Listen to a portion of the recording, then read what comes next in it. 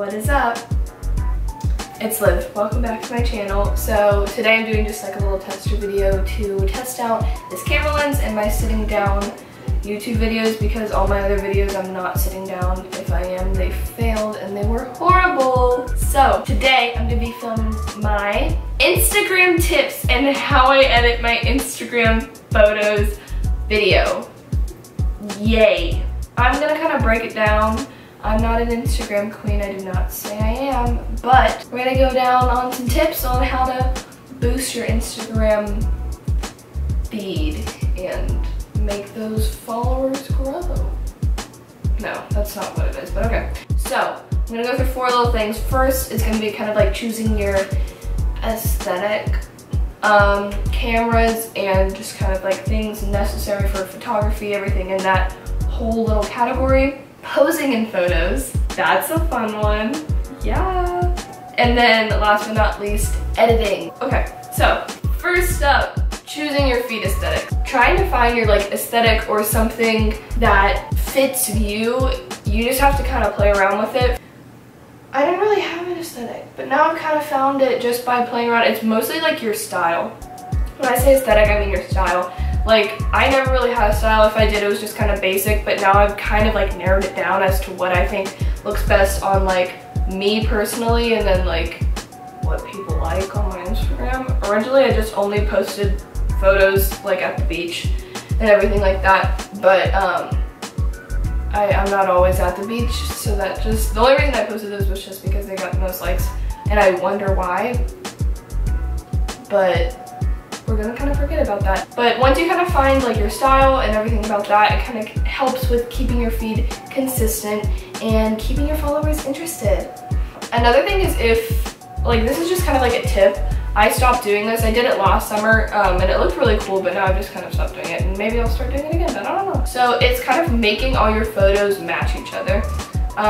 The easiest way to do this, probably if you're using VSCO, is to just, once you edit a photo how you like it, you can click on it and hit the little like 3 dots on the side. You'll see it, it's in the far right corner. And you can hit copy edits, and after using those you can click on another photo, click the 3 dots again, and paste the same edits on that photo to kind of get it all matching each other. That's just the easiest way probably to do it, just so then it's the exact same filter on another photo and kind of keeping everything consistent. The next category would be cameras and photography. Cameras and photography, there's no need for a professional camera. I personally use my camera for most of my Instagram photos just because it looks high quality, and if I have a super high quality photo and then a crap quality one, it's gonna just not be consistent. So I like to use my camera, but it is not necessary to buy an expensive camera for Instagram. Another thing that's kind of important in photography is good lighting. That is such a key thing in photography. Like, literally, you could have the best photo ever, and if you just turn, it could be absolute crap. So just good lighting. Probably my favorite time to take photos is at golden hour. It's just such a good time to take photos. It's kind of like the hour leading up to sunset where everything's just golden and pretty, and it kind of like washes out your skin a little bit. Not washes out, but like helps blur it and make your skin just look glowy and beautiful, and everybody looks so pretty in it. So golden hour. Next category, which is posing in photos. So this I actually like got questions about from like some of my friends. Posing in photos is a really, really important thing. I've said this about everything. It's really important in taking photos because, again, you could just have a beautiful location. You could be in like the Maldives. Don't ask, my mom is calling. You could be in a beautiful location like the Maldives or like Fiji, anywhere. And if you look stupid, if you pose stupidly, it will ruin the photo. So I don't really know how to like direct this, because again, I'm not a professional. I don't know what I'm talking about. But posing in photos, just look natural. It's that easy. Just don't look like you're being posed. If you're kind of just sit there like stiff, like that's gonna look stupid. Just take tons and tons of photos. Don't just take 1 or 2. Just like constantly tell the person who's taking the photos, just keep taking them, because the more the better, the more you have to like choose from. And then you can just kind of narrow it down to like a few of your favorites. Also, just kind of try different poses. I always do this even in like family photos, honestly. honestly, I'm gonna completely say it. Just move like a little bit in each of your photos so that you don't have like 30 photos of you just in the same exact, because what if you don't like your pose? What if you have tons of photos, but you're doing the same like for all 30, they're not gonna be good. None of them are gonna be different. So just move even the slightest bit. Move your hair a little bit. That's always a problem. I move my hair way too much in my photos, but it's okay. So yes, lots of photos, different poses. Keep it natural, girl, and then you'll be golden. Last but not least, editing. So me, myself, and I edit with two things, I guess. And I'm gonna be honest, the first one is Facetune.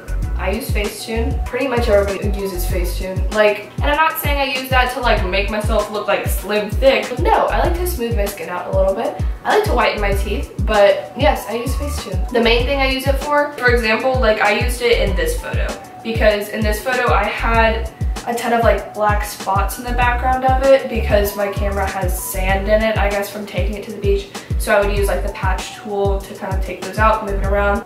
And secondly, I like to use Visco for filter wise. I don't think, if anything else, I would use like Fuji, which I think everybody and their mother knows about, and Afterlight for like light effects on the side of a photo. And I'll do a little tutorial on that in just a second. So let's pull up my phone and let's find a photo and we're gonna edit it.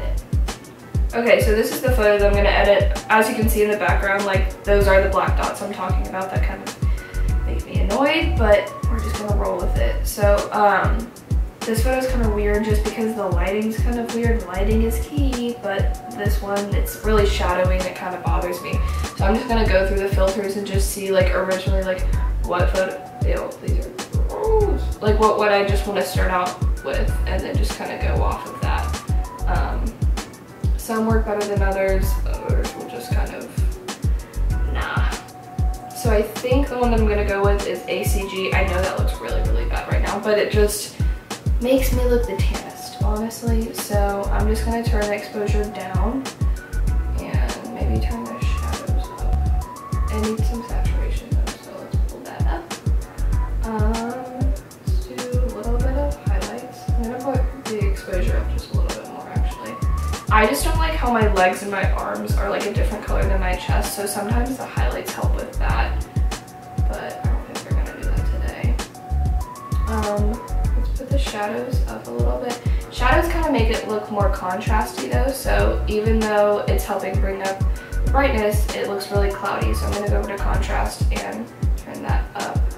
Now I look like a hot dog, so let's turn the brightness down and go back to saturation. And I kind of like how it's already looking. As you can see, it's just an insane difference. So let's go to temperature, bring that up, and temperature goes up, exposure goes down. It's just kind of a little, I don't know. Okay. And in this photo, it's really, really like pink-ish, and I like how the green is like really green, but then I don't like how my body's like super pink.